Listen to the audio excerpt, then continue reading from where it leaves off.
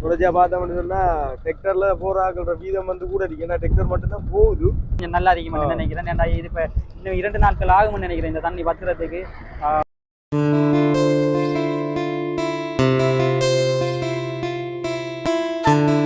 இந்த பாலம் பலமுறை யுத்த காலத்தில் பாதிக்கப்பட்ட போதிலும் கிட்டத்தட்ட 4000க்கும் மேற்பட்ட மக்கள் தொடர்ச்சியாக பயணித்துக் கொண்டே உள்ளனர். அப்பொழுது நாங்கள் போறதை பற்றி இதனுடைய பிரதான நுழைவாயில், அதாவது பற்றிப்புக்கும் வெள்ளாவளிக்கும் இடையிலான அந்த போக்குவரத்து பாதையானது முற்றாக தடைப்பட்டிருப்பதை நீங்கள் காணக்கூடியதாக இருக்கிறது. அனைவருக்கும் இனிய காலை வணக்கத்தை தெரிவித்துக்கொண்டு நாங்கள் இப்போ எங்கே நிற்கிறோம்னா பற்றுப்பு பாலத்தை நிற்கிறோம்.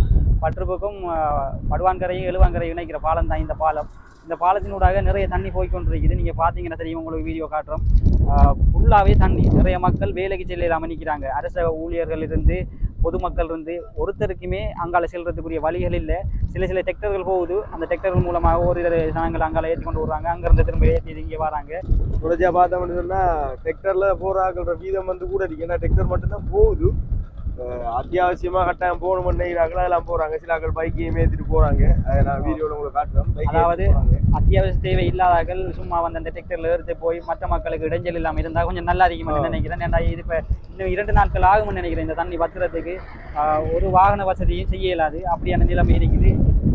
காற்று மடித்து கொண்டிருக்கிறது. இது தண்ணீர் ஓட்டம் வந்து கூட தான் இருக்கு. பரவாயில்ல, தொடர்ச்சியாக மக்களை உங்களுக்கு காட்டுவாங்க. அதில் பார்த்தீங்கன்னா 7 எக்ஸாமுக்கு வந்து 3 நாள் பின்னுக்கு போட்டியாங்க. அந்த எக்ஸாம் வந்து அடுத்த வருடம் மாதம் கடைசியில் எக்ஸாம் முடியும். இந்த கடைசியில் அந்த 3 பாடம் நடக்க வேண்டிய சொல்லிட்டாங்க.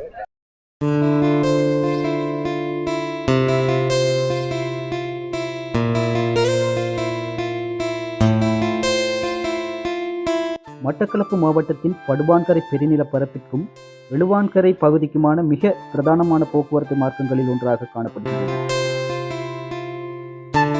1961ஆம் ஆண்டு காலப்பகுதியில் மக்களின் பயன்பாட்டுக்காக திறந்து வைக்கப்பட்டுள்ளதாக தகவல்கள் மூலம் அறியப்படுகிறது.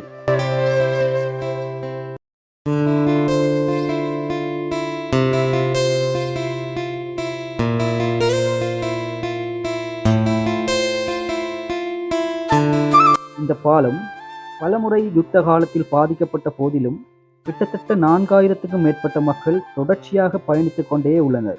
இப்படிப்பட்ட மிக முக்கியமான பாலத்தின் ஊடாக கூட தற்போது பயணம் செய்ய முடியாத நிலையில் உள்ளாக்கியுள்ளது இந்த இயற்கை அனர்த்தம்.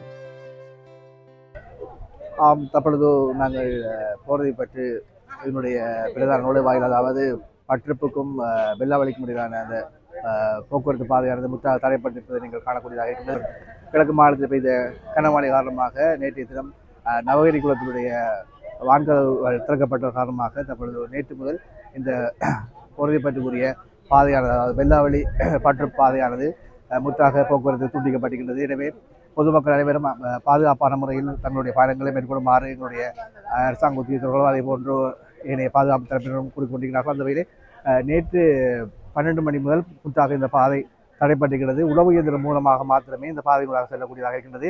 நீங்கள் அதனை அவதானிக்கக்கூடியதாக இருக்கின்றது. எனவே பொதுமக்களின் கவனத்துக்காக மிகவும் அத்தியாவசியமான தேவை கருதி படுவாங்கரையிலிருந்து எழுவாங்கரையில் வருவர்கள் சரியான பாதுகாப்போடு பெறுமாறு நாங்கள் அன்பாக கேட்டுக்கொள்கின்றோம். எனவே தொடர்ச்சியாக எங்களுடைய பொறுப்பு வாய்ந்த உத்தியோகத்தர்கள் கடமையில் ஈடுபட்டிருக்கிறார்கள். அதே போன்று இது தொடர்பான தகவலை நாங்கள் தெரிவிக்க இருக்கின்றோம். எனவே தற்பொழுது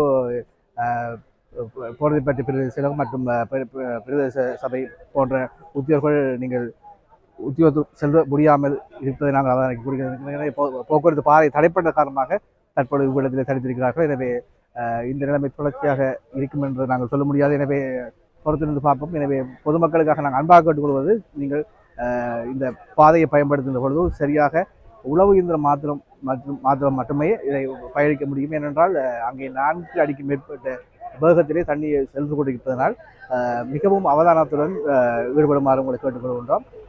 நன்றி. போறாங்க நிறைய மக்கள் வந்து பார்த்து நிற்காங்க. மக்களை காட்டுங்க, உள்ள காட்டுங்க. அந்த ஒரு டெக்டர் வருது. அந்த டெக்டர் எல்லாம் போறாங்க போல. பார்ப்போம்.